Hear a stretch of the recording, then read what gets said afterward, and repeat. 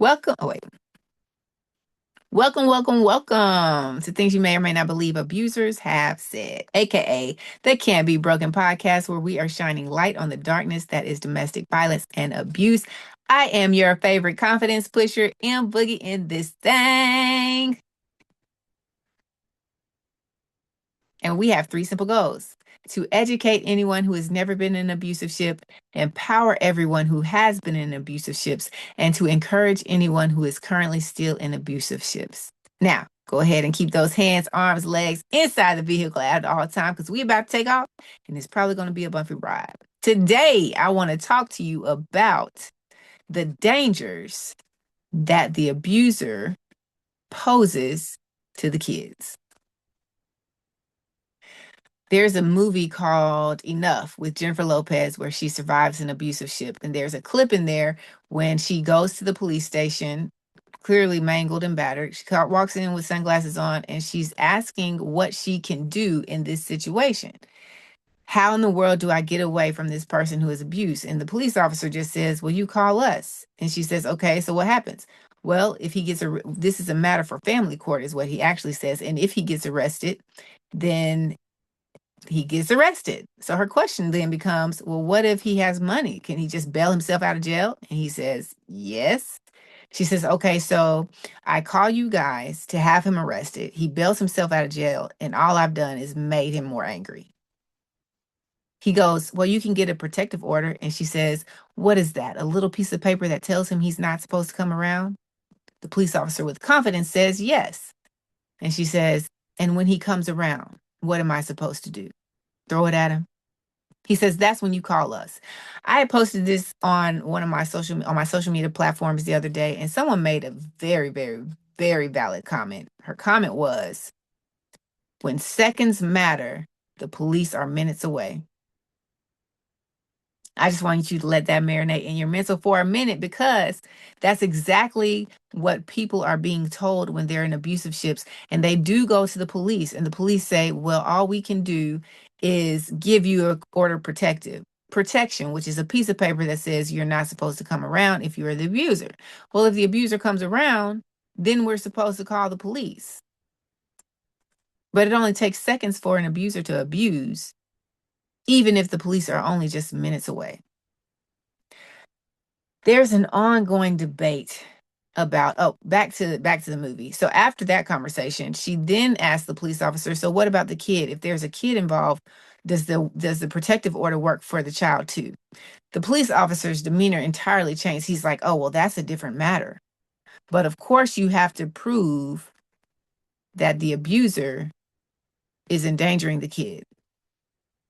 What I don't seem to understand is why the courts don't seem to understand that a child growing up around an abusive person, even if that child isn't physically abused yet, is still abusing the child. That's mental and psychological damage that in many cases is irreversible. So to my point, I decided to look things up because we're going to educate around here.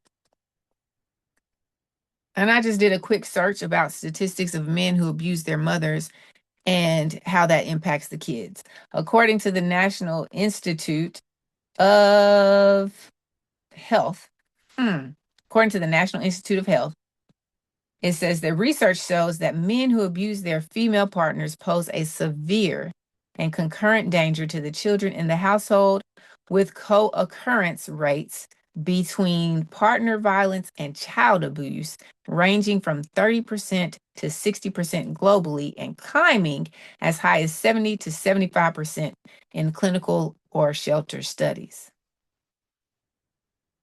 So the courts want us to wait until the child is abused to then protect the child from the abuser who's clearly abusing the child's mother or father, because it goes both ways, right? Again, according to the National Institute of Health, there's a such thing called overlap abuse. Studies demonstrate that men who batter their female partners also physically abuse their children in 30 to 60% of the homes. Now, I've had a guest on this show before who had a child that let the counselor at school know that there was abuse happening. And when he did that, the counselor notified Children's Services.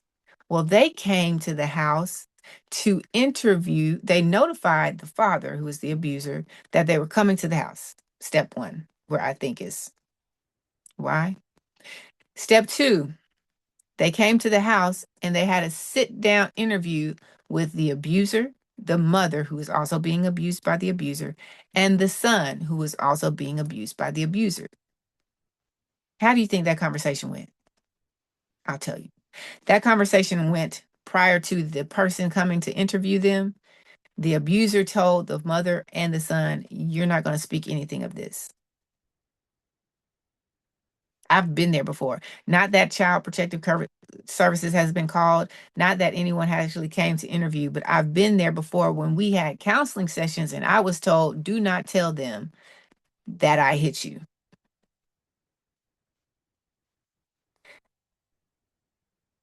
Make it make sense.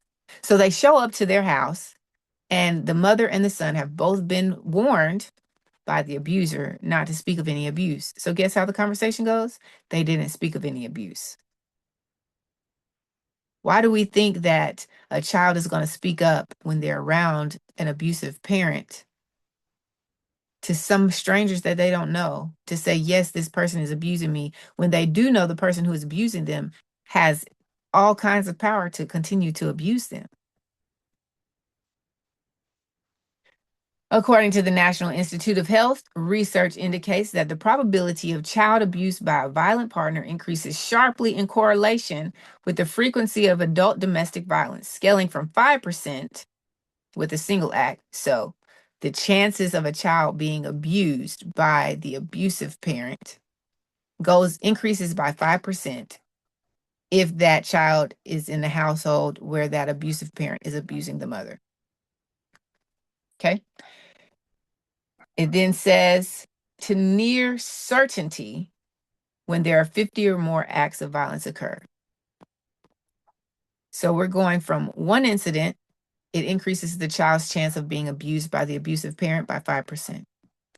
If the abusive parent has had 50 or more acts of violence towards the other parent, it's almost certain that the child will be abused.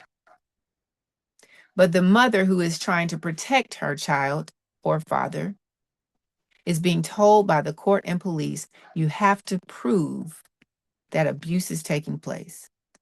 Even if I show up showing that abuse is taking place, I still have to prove that abuse is taking place against the parent.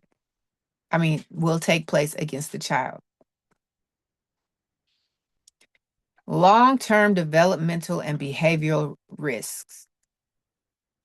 According to the Office of Women's Health.gov, there's this thing called cycle of violence. Boys who witness their mothers being abused are roughly 10 times more likely to abuse their female partners as adults. Even if the father does not put his hands on the son, the child who is in the situation and witnessing this is 10 times more likely to repeat the cycle with someone else's daughter. And it goes on to say that girls growing up in these environments face significantly elevated risks of experiencing sexual or physical victimization later in life. So how is it that we can make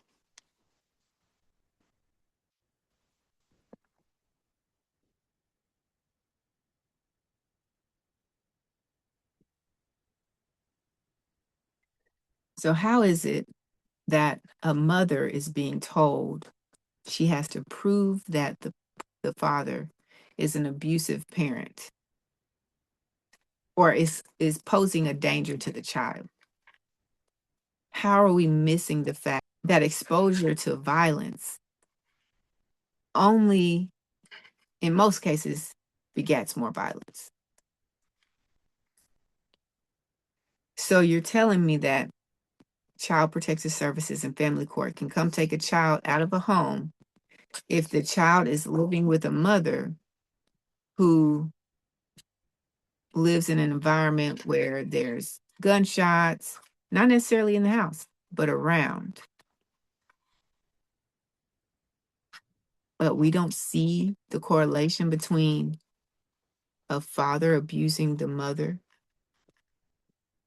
to the child suffering mental and psychological abuse and physical abuse.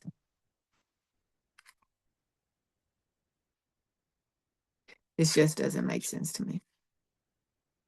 It just doesn't make sense.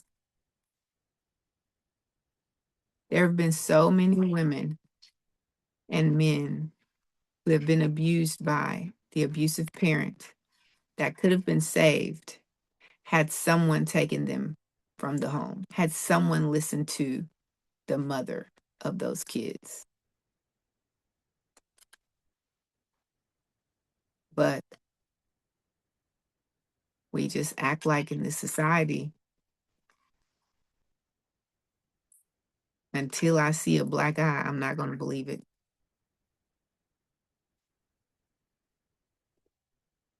And then we wonder why people grow up to do the things that they do.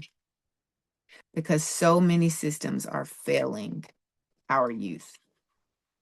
So many systems are failing people who have been victimized by abuse.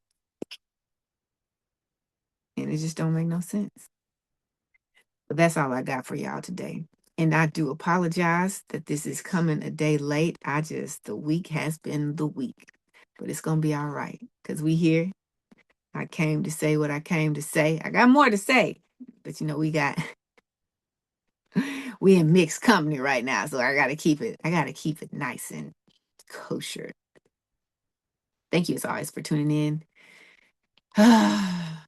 If you're out there and you're still in an abusive ship, please believe me, it does not get better. It only gets worse. So if you're not able to leave right now, document everything. Take notes, take pictures, take videos, record whatever you can do in private and secrecy. And if you have someone who you trust, please send that to them so that in the event that the Harpo does get his hands on whatever it is you have, you still have evidence. Because when you're able and ready to leave, you're going to need all the proof. It's not what you know. It's not what you've experienced. It's what you can prove. And when you are ready to leave, let the abuser be the last person to find out. You have to exit in silence. Don't sound the alarm. Keep showing up. Keep sharing your love. Keep shining your light. In the meantime, in between time, we are gone. Pew, pew, pew, pew. You gonna say bye? Bye. You gonna say bye? Bye. We gone.